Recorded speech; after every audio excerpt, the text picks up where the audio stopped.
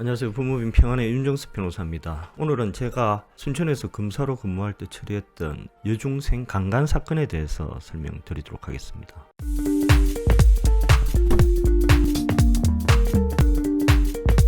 순천에서 검사로 일할 때 한 달에 250건 내지는 300건 정도 배당을 받았던 것으로 기억합니다. 그 중에 눈에 띄는 사건이 한 개 있었는데 그 죄명이 주거 침입 그리고 폭행으로 되어 있었고 불구속 송치된 사건이었습니다. 사건의 요지는 가해자가 피해자 없는 집 안방에 침입해서 숨어 있다가 피해자가 집 안방으로 들어오니까 손으로 피해자의 입을 막았고 뒤따라오던 피해자의 남편이 누구냐 소리를 치니까 도망치다가 남편에게 현행범 체포되었다라는 것이었습니다. 문제는 가해자가 피해자의 집 안방에 침입한 목적이 무엇이었는가?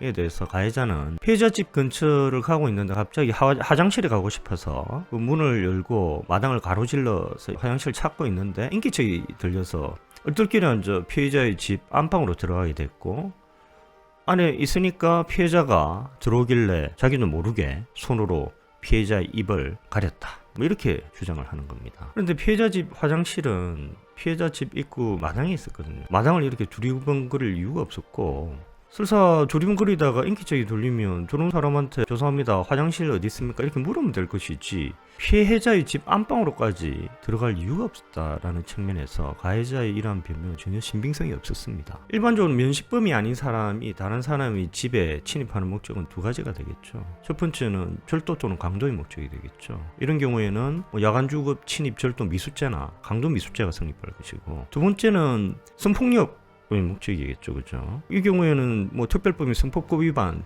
주거침입 강간 미수가 성립하겠죠.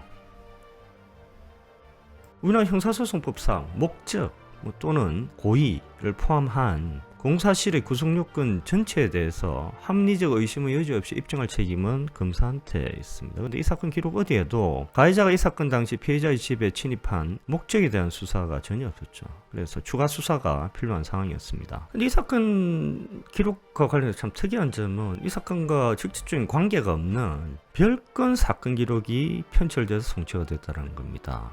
별건 사건 기록 범죄 사실은 범인이 대낮에 여중생의 집에 침입을 해서 칼로 위협하고 여중생을 강간했다라는 것입니다. 야간이 아닌 대낮에 타인의 집에 침입해서 범행을 저질렀다는 측면에서 범행이 실로 대담했죠. 그리고 나이 어린 여중생을 칼로 위협해서 강간했다는 측면에서 그 죄질이 아주 중하고 극히 나빴습니다. 저를 한번 생각해 보십시오. 대낮에 타인의 집에 침입해가지고 거기 있는 여중생을 칼로 위협해서 강간을 했다. 이 범행이 얼마나 대범합니까? 이런 대범한 범행을 저지른 자는 또 재범을 저지르거든요. 그리고 강간당할 때 어린 여중생이 느꼈을 그 치욕 그리고 그 공포, 그 여중생은 평생 그 치욕하고 공포를 가지고 살아야 될 수도 있거든요. 그런 측면에서 범인은 꼭 체포되어졌어야 했습니다. 그런데 이 사건 그 시점까지 몇 년이 지난 상황에서도 그 범인 체포가 안 됐거든요.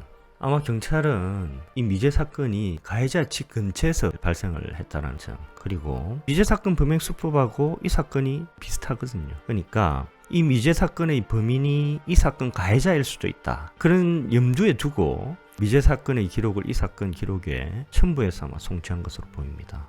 주목할 점은 별건 그 미제 사건 기록을 보면 범인의 정액이 현장에서 채취돼서 국가수에서 분석됐다. 이런 점이 나타나 있는 거였어요. 그래서 제가 저희 방 수사관님한테 국가수에 별건 기록 정액에 대한 유전자 기록이 국가수 데이터베이스에 아직 남아있는지 확인해보라고 그러니까 아직 국가수 데이터베이스에 그게 남아있다라는 겁니다. 일단 가해자를 불러보기로 했어요. 그러니까 가해자는 여전히 피해자 집 근처 가고 있는데 화장실을 가고 싶어서 피해자 집에 들어가서 마당을 기웃거리고 있는데 인기척이 들려서 놀라서 피해자의 집 안방으로 들어가 있는데 피해자가 안방으로 들어가서 얼떨결에 손으로 피해자의 입을 가렸다. 이렇게 변명을 하더라고요.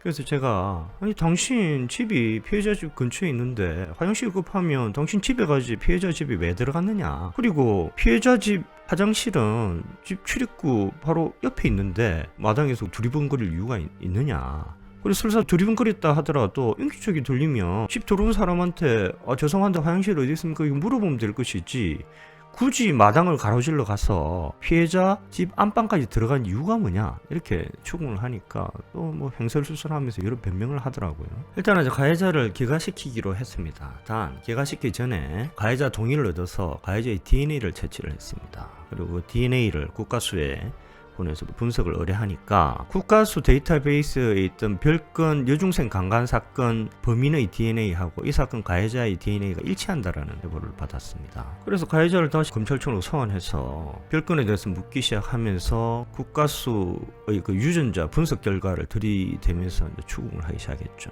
그러니까 가해자가 당황하기 시작하죠. 그러다가 갑자기 소리치며 난동을 부리기 시작하는 겁니다. 그래서 제가 긴급 체포를 하고 그 다음날 구속영장을 청구를 해서 구속을 시켰습니다. 구속 후에 이제 가해자를 재소환해서 별건 여중생 강간 사건에 대해서 물어보니까 여전히 가해자는 사건 당시에 피해자 집 근처에 가지도 않았다 이렇게 부인을 계속했습니다. 그래서 별건 여중생 강간의 점에 대해서는 성폭법 위반, 주거침입 등 강간, 그리고 본건에 대해서는 성폭법 위반, 주거침입, 강간 등 미수의 죄로 구속 기소를 했습니다. 기소 후에 이제 제가 궁금해서 공판 담당 검사한테 물어보니까 별건 여중생 강간에 대해서는 자백을 한대요. 그런데 본건 주거침입 사건에서는 여전히 그 얘의 그 화장실 변명을 계속했다고 그럽니다. 근데 1심에서는 결코 별건 여중생 강간 그리고 본건 주거침입 모두에 대해서 성폭법 위반의 점이 인정돼서